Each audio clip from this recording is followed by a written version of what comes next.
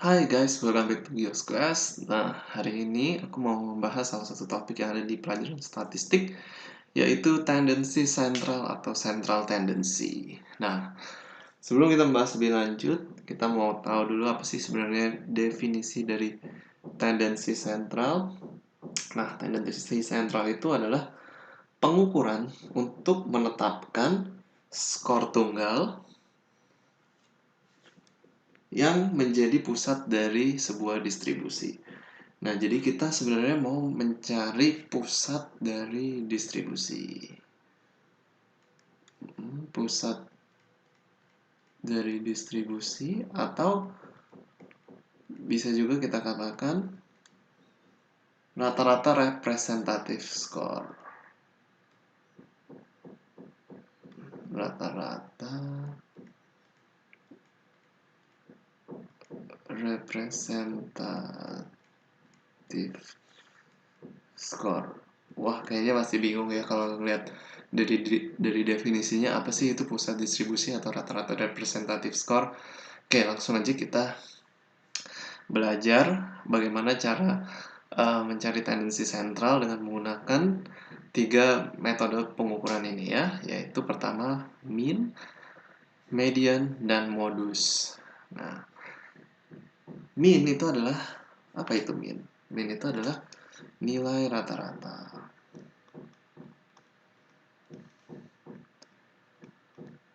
Nilai rata-rata. Nah, apa itu rumusnya dari mean?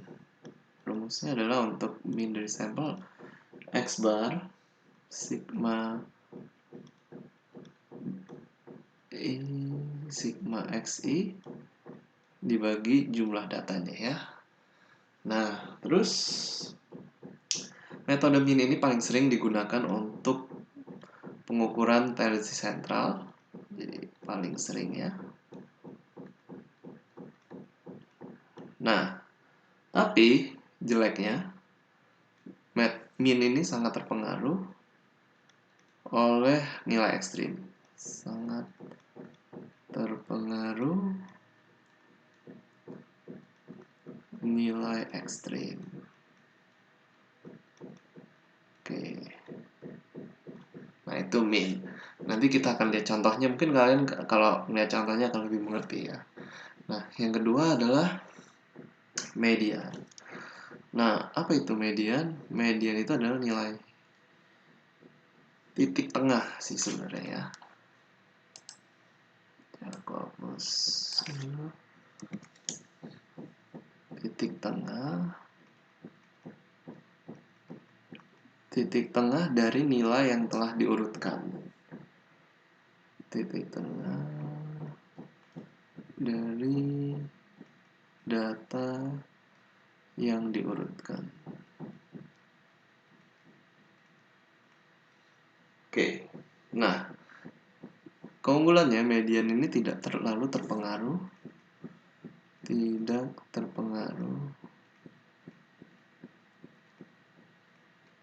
nilai ekstrim.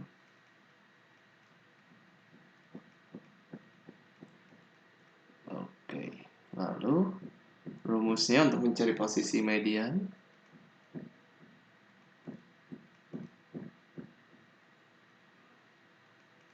N plus 1 dibagi 2, di mana N ini adalah jumlah dari data yang kita miliki. Oke, yang ketiga adalah modus. Nah, apa itu modus? Modus itu adalah data yang paling sering muncul. Data yang paling sering muncul. Atau yang memiliki frekuensi tertinggi ya. Nah, jeleknya nilai modus ini bisa lebih dari satu. Maksudnya jumlah modus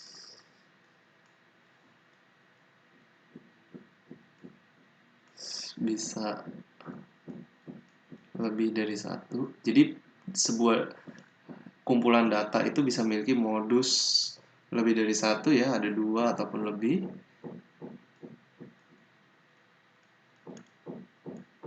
Dan juga bisa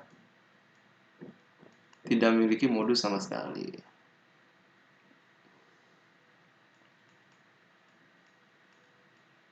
Tidak ada sama sekali. Oke. Nah, langsung deh kita masuk contoh aja biar kita lebih mengerti ya apa maksudnya. Nah, jadi misalnya nih, misalnya aku punya data harga rumah ya. Jadi ada harga rumah yang besar itu 2.000 dolar ya, atau 2 juta dolar, 500 yang kecilan 500.000, ini ada yang 300.000, ada yang 100.000, dan ada yang 100.000. Nah, di sini ada jumlah rumahnya ada 5, jadi N jumlah data yang kita miliki adalah 5. Nah, sekarang pertama kita mau nyari min-nya dulu ya. Nah, gimana cara nyari min-nya? Min-nya gampang, kita tambahkan aja semuanya. Jadi 2000K tambah 500K tambah 300K tambah 100K tambah 100K lagi. Nah, lalu dibagi sama total datanya ada berapa? Ada 5 ya. Nah, kalau kita tambah semua, ini hasilnya adalah 3000K dibagi 5. Berarti hasilnya adalah 600K. 600K. Oke, nah jadi rata-ratanya adalah 600K. Nah, bagaimana kalau mediannya? Nah, mediannya kita cari posisi mediannya dulu. Nah, posisi median itu kan N plus 1 bagi 2. Jadi, tulis aja dulu ya. Jadinya N-nya ada 5, tambah 1 dibagi 2. 5 tambah 1, 6, 6 bagi 2, 3. Oke. Nah, jadi ini adalah data ketiga dari data yang udah diurutkan. Nah, kalau kita urutin kan datanya 100 dari yang paling kecil ya, 100, 100, 300, 500, dan 2000. Nah, data yang udah diurutkan ini, nah kita cari posisi ketiga. Posisi ketiga itu posisi yang di tengah ya. Nah, jadi ini adalah median dari data tersebut. Nah, jadi mediannya adalah 300 dolar. Oke, nah lalu modusnya.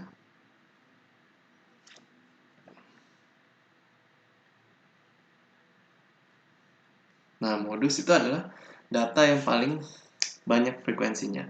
Nah, di sini yang ada 2 kan 100 ya. 100 ada 2, nah berarti 100 adalah modusnya. 100 dolar.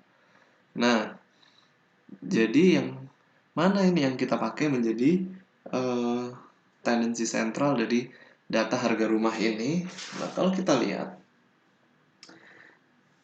lihat di sini, ini kan nilainya rata-rata semuanya berada di kisaran 100, 300, 500. Berarti harusnya tendensi sentralnya itu berada di sekitaran antara 100 sampai 500 karena harga rumahnya berkisar banyakkan di range tersebut. Nah, namun di sini ada 2000. Nah, 2000 ini kita bisa bilang ini adalah nilai ekstrim. Kenapa? Karena nilainya dia itu jauh dari nilai-nilai yang lain. Nah, jadi ini nilai ekstrim, atau kalau di statistik orang juga bilang ini adalah outlier ya. Nah, outlier itu adalah nilai ekstrim. Nah, jadi karena ada 2000 ini, jadi dia merusak min-nya. Min-nya itu sangat terpengaruh dengan nilai ekstrim ini. Jadi min-nya itu jadi sangat tinggi sekali, 600. Nah, min-nya ini tidak menjadi representatif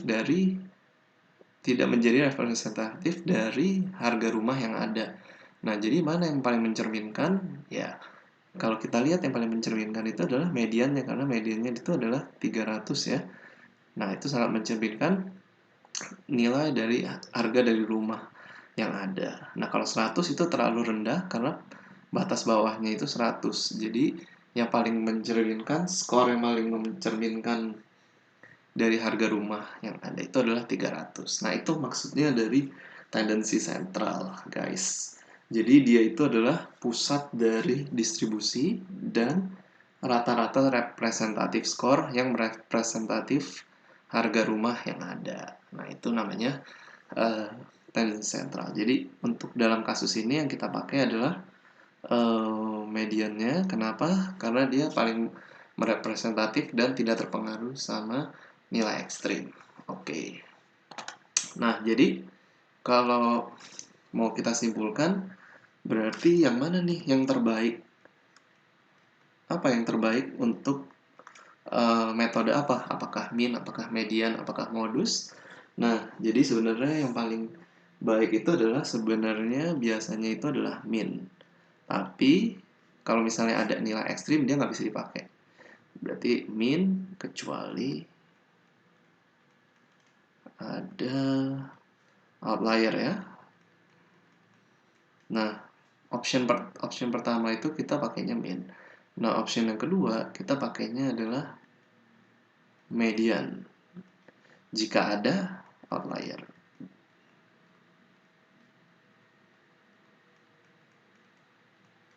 Nah, baru option ketiga itu adalah modus. Option terakhir.